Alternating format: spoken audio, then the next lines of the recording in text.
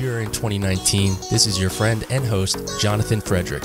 This is the Heart Healthy Hustle, Fantastic Friday.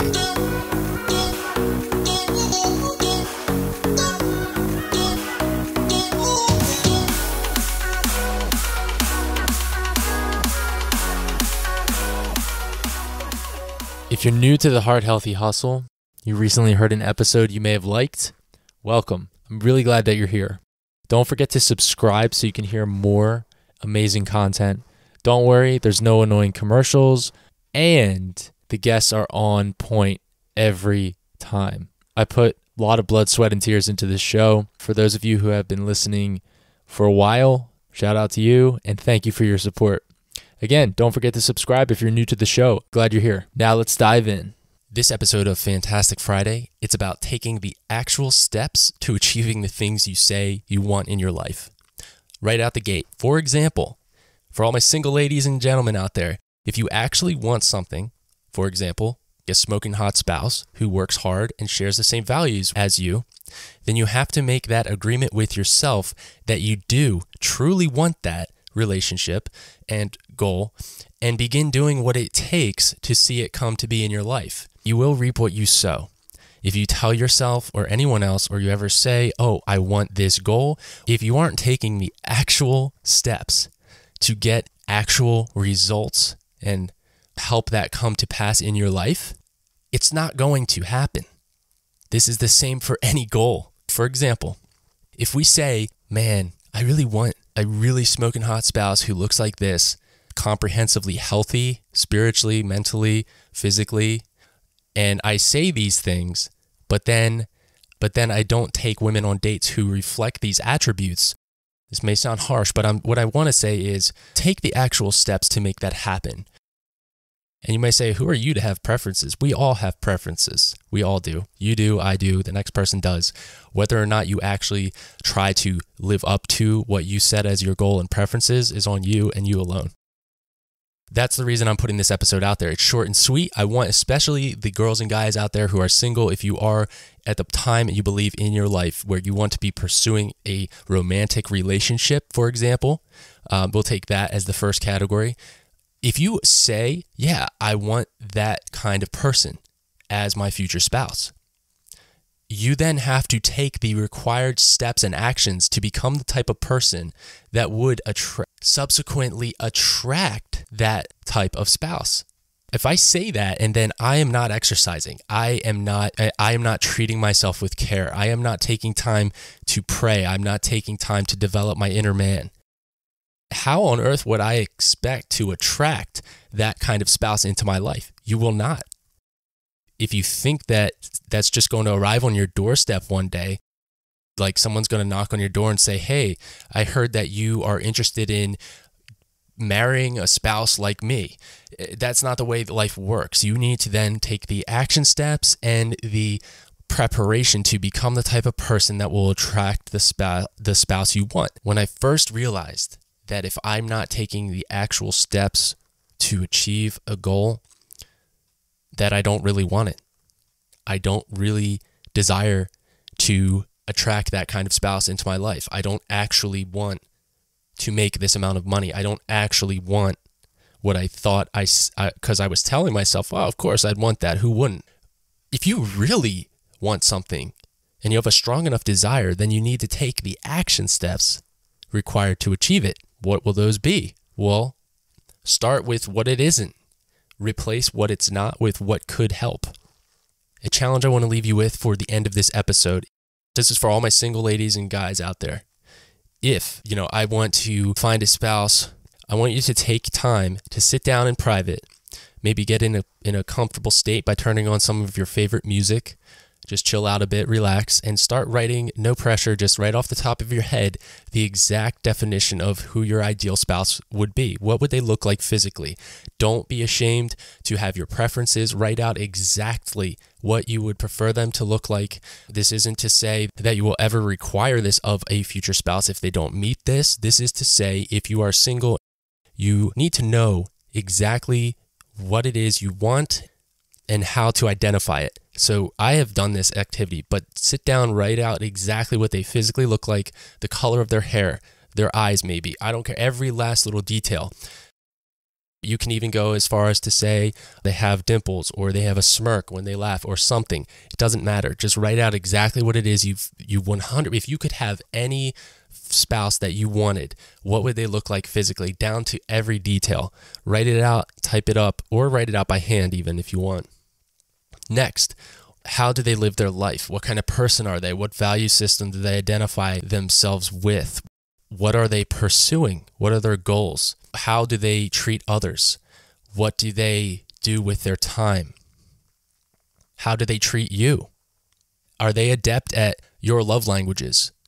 All these details. And if you don't know your love languages, just ask yourself who makes you feel the most loved in your life right now, and assess, oh, do they, touch my shoulder? Or, oh, do they speak words of affirmation to me? Do they give me gifts every so often? Do they spend a lot of quality time with me? And I think there's like one more, but just those are the things. Like, it's important to know exactly what you're looking for so that you will then subconsciously be searching for that while simultaneously living the lifestyle that would just attract that in anyway. So again, write out physical details, write out how they treat others, what they do, the way they look at life, their values, all these things. And again, I'm not saying you're going to meet this exact person. I am saying that this will help you and increase the chance that you will in fact come across this type of person in your life, because when it happens, you will then know how to identify them much more clearly, and you'll be able to take action when opportunity knocks. So again, opportunity can't knock if it doesn't know where you live. So after you write this out, I recommend doing this for every area of your life. Same goes for your life. What are your thoughts? Take career, for example. Let's say you want to make $1 million by age 32. For me, a goal is $1 million by 31, and I believe it's 100% doable. There are specific things that I need to do. There are specific action steps that we can take to get ourselves better prepared for that kind of lifestyle. For me, step one is preparing my inner man. Assessing my character, my appetites, my actual ingestion subjectively, so that when I look at it, I don't say, well, it's okay because I needed this. No, subjectively means, is this serving me? So that I can show up as the best version of myself for those around me who I am required and called to serve. If the answer is no, ask why. And if we are masters at selling ourselves on excuses, justifications. It is a touchy subject because it's so visceral. We all experience this day in and day out. If you can subjectively analyze those things and see, is this serving me to get to the goal that I say I want? If the answer is no, take an immediate cue from that and replace it with something that will serve you and your goals. An example of this, I'll tell you a personal story from my life. New Year's Eve this past year, I was invited to a couple different events. I said, do I want to go out to those? I said, I would like to be around people for New Year's Eve. However, I don't really feel like it today. It was one of those days I just did not feel like being out. It was New Year's Eve though. And so for me, being the kind of person that I want to be, I almost felt guilty for staying in. I felt I should be doing something. What I was doing this year was trying to train myself that it's okay not to actually be doing something all the time, even if everyone else is doing something, or it seems that everyone else is. It's okay not to. So I needed to be honest with myself and tell myself, yeah, it's okay. That being said, do I think I'd made the right move? Not really. Not really. No, I don't. I believe that if I was living up completely and truly to who I say I want to be, that I would have gone out, or I would have joined a gathering of friends or people who would positively impact me and who I could positively impact just by enjoying each other's company. Not a big deal. I'm over it. Move past it.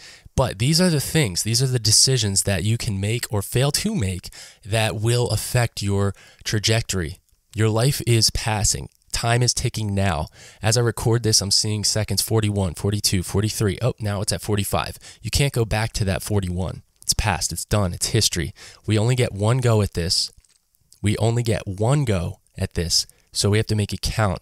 We don't get to come back. It's not a trial run. A lot of the personal development things that I've heard over the years, the growth courses that I may have taken, or the John Maxwell CDs that I listen to on growth, they talk about you can't come back and that this is not a test or a training ground. This is life now.